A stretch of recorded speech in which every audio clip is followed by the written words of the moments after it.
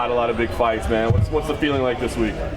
It's just been an excited one, man. I can't wait for this opportunity. It's my 42nd fight, so it's no joke. I've been doing this for a long time, and I still love it, and that's the reason why I'm doing it. I wonder, these rivalry fights like this, I mean, you guys both say you can't wait to get in there and punch each other, but does it get to a point where you're just tired of it and it's grating or tiring at all to have to deal with it? Yeah, a little bit. I mean, we just keep talking about the same thing over and over again. It is what it is. I mean, we're going to fight.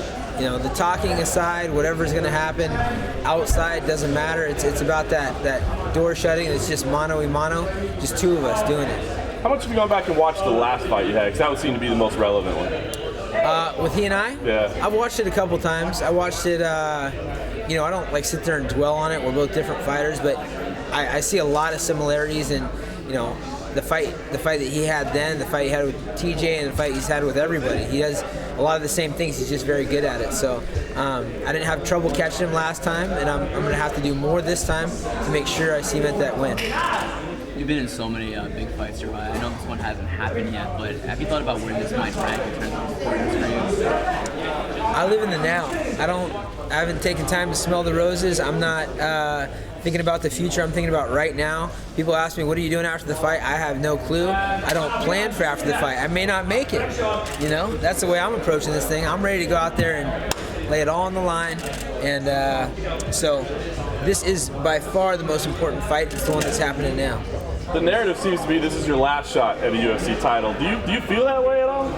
People say the weirdest things. I mean, when somebody gets into the Super Bowl, should they stop trying to go back into the Super Bowl? You got to be kidding me. I've been at this sport for 13 years. I mean, people want to see me fight all sorts of people out there. So people have said that. You know how many times people say that?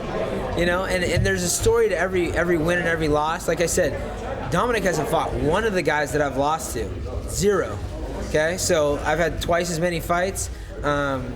There's a lot that needs to happen still, and it's all about this weekend, but there's no last anything. I'm going to get the strap.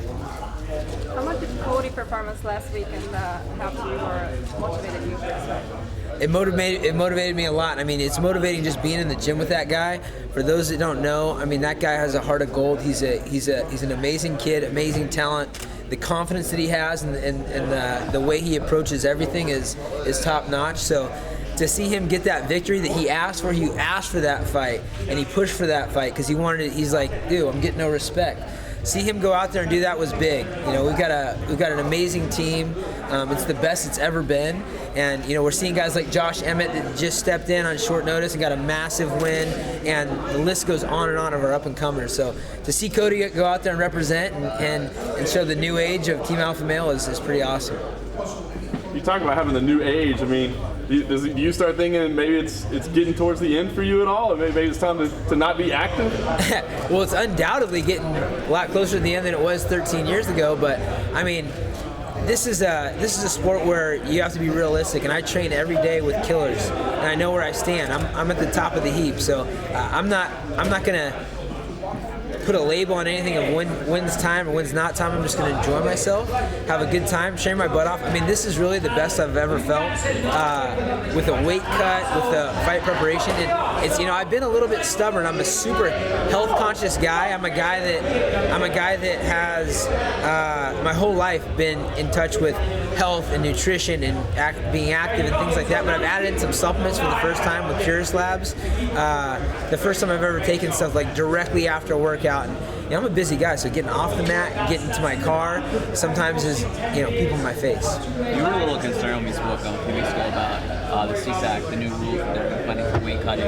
Yeah. Now that you know more about it, what do you think of it now? Do you do anything differently going into this fight week to prepare? No, it's. I actually like all the rules. They're doing us a favor. They're making sure that we're going to be hydrated. We're going to be have the proper nutrition, all that stuff. So.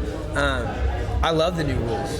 I love all the changes that are happening. I love that USADA comes and knocks on your door early in the morning. It just makes me feel good because everybody knows what a proponent I am for anti-PEDs, and the weight loss. I love the health, the way they're looking out for the fighters. It's amazing. Will you be weighing in early on Friday morning? Will you be taking advantage of that? 100%. I'll be there at 10 on the dot. How much like a bad blood? This bad blood also influences the fight, though. Like something that's bad for You know, somebody. it's funny, the bad blood. I don't buy too much into it. I mean, it's funny when I watch these countdown shows and the embedded and stuff like that.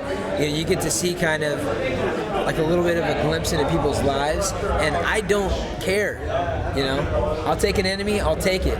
You know, that's all good with me. I've got plenty of friends in the sport, guys that I've fought that are friends in the sport. It's nice to have someone that I don't really like very much, but I'm not buying into this or having extra anger. I'm not angry. Hey, Biz Big! Look at these extras, I like Dominic as well. Yeah. Yeah, right. I don't know if I believe that. But yeah, it's gonna be a great time for me, man. I'm so excited. I feel so good. You're doing like a Last ranking question. for the best 200 fighters of the whole time. Like in your opinion, who would be the best MMA fighter of the whole time? So say that again. Who is it the best Best MMA fighter of all time? Geez, I'd have to give that some thought. There's a lot of great martial artists out there. But, you know, the guy that I think embodies our sport the best is a guy like Dan Henderson. Dan Henderson is just tough mentally, he's tough physically, he doesn't quit. He's, you know, I've talked to guys that have trained with him. I've trained with him, you know, one of my first weeks in the sport in 2003, I got to train with Dan Henderson, and the guy's just always training hard, always believing in himself, doesn't talk much. He's mastered multiple levels of mixed martial arts, so you know, that just popped in my head because, you know, I have a lot of respect for a guy that believes in himself no matter what. Thanks, guys. Appreciate it. Good.